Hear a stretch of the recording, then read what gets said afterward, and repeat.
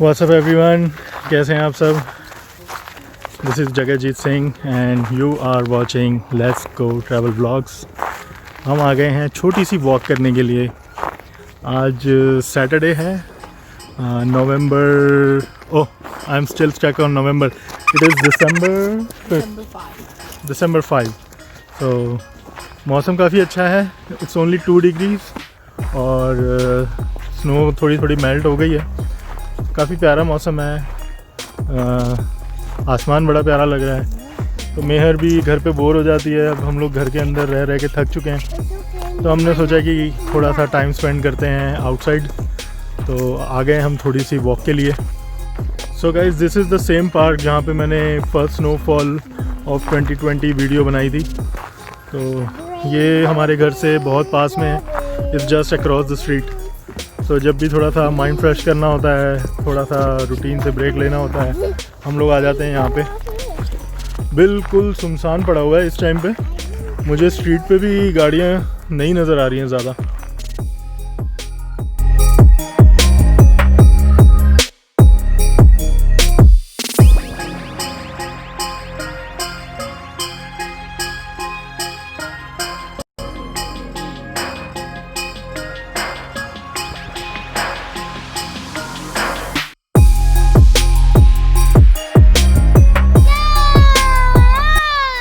तो सबको पता चल गया है कि मेहर आज वॉक पे निकली है, इतना शोर मचा रही है।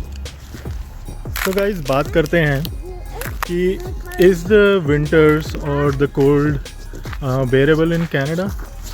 कई लोग इस बारे में बात करते हैं कि बहुत ठंड होती है, बर्दाश्त नहीं होती। या कई लोग दूसरे रीजन्स में जो रहते हैं वो बात करते हैं, कहते हैं कि कनाडा में तो बहुत ठंड होती है, तुम्हें कुछ नहीं पता, या तुम्हारे यहाँ तो कुछ भी नहीं है। तो गाइज़, मैं मानता हूँ यहाँ पे बहुत ठंड होती है, बहुत ज़्यादा स्नो भी होती है, बट ये सारी चीज़ें डिपेंड करती हैं, आपको अफेक्ट करती हैं डिपेंडिंग ऑन आपकी सिटी का इंफ्रास्ट्रक्चर, आपकी कंट्री का इंफ्रास्ट्रक्चर। तो अगर आप बात करेंगे विनीपेग की या किसी भी कैनेडियन सिटी की, तो जो विंटर्स हैं वो बुरी होती हैं, चैलेंजिंग होती हैं, बट इट इज़ बेरेबल। जो यहाँ पे फैसिलिटीज़ हैं और इंफ्रास्ट्रक्चर है, that are very very good. तो अगर हम बात करें हमारे एक्सपीरियंस की, तो हमने यहाँ पे वी केम हेयर इन 2013 और for 2 years I did not had driving licence और कार नहीं थी हमारे पास। जब मैं जॉब पे जाता था, काम पे जाता था, तब हमने बस में ट्रैवल किया है। तो यहाँ पे every bus stand doesn't have that cabin facility, और क्योंकि जहाँ पे कैबिन है वहाँ पे हीटर भी होते हैं, बट वो इतना इफ़ेक्टिव मुझे नहीं लगता। तो उसके बिना और कैबिन के साथ भी कोई ज़्यादा डिफरेंस नहीं आता है। तो हमने उस दौरान भी बहुत इजीली जो किया है, मैनेज किया है। सो आई वुड से कि it depends how you look at it. इतना डिफ़िकल्ट नहीं होता है, बिकॉज़ जब आप घर में होते हैं, घर में हीटिंग फैसिलिटी होती है, आपको इतनी ठंड नहीं महसूस होती है। और जब आप ऑफिस जाते हैं, वर्क पे जाते हैं, तो वहाँ पे भी हीटिंग फैसिलिटी होती है। अगर आप बस में जा रहे हैं, बस में ट्रैवल करते हैं, तो बस में भी हीटिंग फैसिलिटी होती है। तो आपको जो बर्दाश्त करनी पड़ती है, वो जब आप वॉक करते हैं या बस तक वॉक करते हैं या बस से उतर के ऑफिस तक वॉक करते हैं, उस टाइम पे आपको थोड़ी सी दिक्कत होती है। अगर आप प्रॉपरली ड्रेसअप कर रहे हैं तो आपको वो दिक्कत भी नहीं होती है। तो मेन चीज़ ये होती है कि अगर आप कहीं जा रहे हैं, ट्रैवल कर रहे हैं, तो you need to dress up properly. अब सब कुछ होता है फ्रेंड्स, जैकेट्स और ski pants and gloves and snow boots, everything is of a best quality आपको यहाँ पे मिल जाती हैं और रीज़नेबल चीज़ें मिल जाती हैं। और अगर आप ड्रेसअप प्रॉपरली कर रहे हैं तो आपको कोई प्रॉब्लम नहीं आएगी। अगर आप ड्रेसअप सही कर रहे हैं तो ठंड को भी आप एंजॉय करेंगे। आई स्टिल रिमेंबर कि जब मैं अपनी फ़र्स्ट जॉब पे था कॉन्टैक्ट सेंटर में, my manager, my boss told me कि what do you do in the winter time. तो मैंने कहा कुछ नहीं, I don't like winters and all. तो उसने मुझे कहा कि हैव सम हॉबी। सो जैसे कि आप कोई क्लब जा रहे हो, यानी स्पोर्ट्स क्लब जाओ वहाँ पे गेम्स के लिए, या कोई जिम ज्वाइन करो, या कोई भी एक्टिविटी जो है वो परस्यू करो। जिससे कि आप जो हैं वो विंटर्स में बोर ना हो और आपके पास कोई एक्टिविटी हो, and then you will like the winter season 2। Like वो जाते हैं स्कीइंग वगैरह करने के लिए एंड ऑल, तो वो लोग वेट करते हैं विंटर्स की। तो अपना अपना पर्सपेक्टिव है, कैसे देखते हैं आप चीज़ों को। तो बात करते हैं, देखते हैं, हरप्रीत से पूछते हैं कि उसे क्या लगता है विंटर्स के बारे में। तुम क्या कहना चाहती हो हरप्रीत कि हमने जब यहाँ पे जो टाइम गुजारा है, क्या वो इतना डिफ़िकल्ट है इन टर्म्स ऑफ विंटर, और ओवरऑल कैसा लगता है तुम्हें? Winters are difficult to be very honest, but Okay. yeah, once you start living और हर साल आपको पता है कि आनी ही है, there is no option, you can't stop. तो winters को आप used to हो जाते हो. Okay That's why. Okay But बाकी ये कि you have to be careful that you are dressing up properly for the winters when you're going out, especially if you're using a public transport. Make sure कि आप अपने आप को dress up करें with the warmer and then the jacket. या thermal wear is very important, right? Yes, it is. Yeah, If you are using a public transport. yeah. Yes. सो अब मेहर जो है वो साथ के साथ यहाँ पे नज़ारे भी देखती जा रही है। मैं आपको दिखाता हूँ।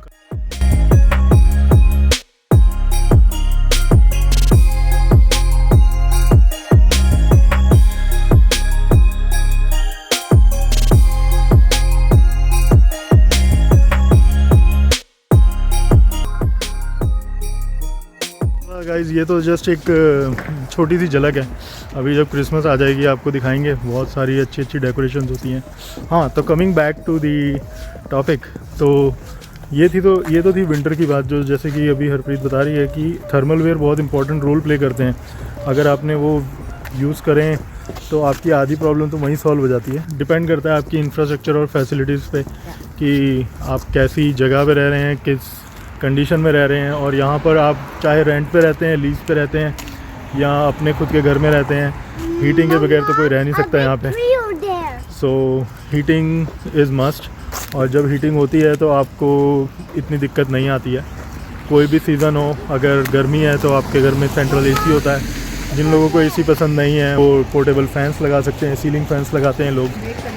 सो yeah that is something I just wanted to tell you कि weather is not at all a factor that would affect your life in Canada.